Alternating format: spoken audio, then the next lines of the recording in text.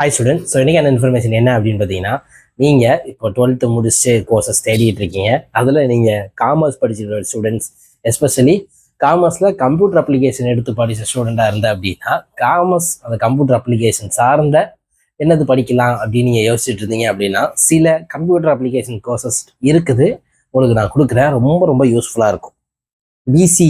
பிசிஏனா bachelor of computer application சொல்லுவாங்க. அதில் நிறைய டிபார்ட்மெண்ட்ஸ் இருக்குது.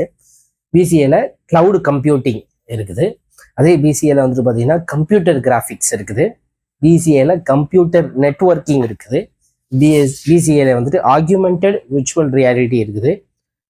பிசிஏல animation, accounting application, system analysis, database management, word processing, personal information management, music and video processing, cyber security, data analytics, game design and development, mobile computing, web technologies, programming languages, information and computer technology.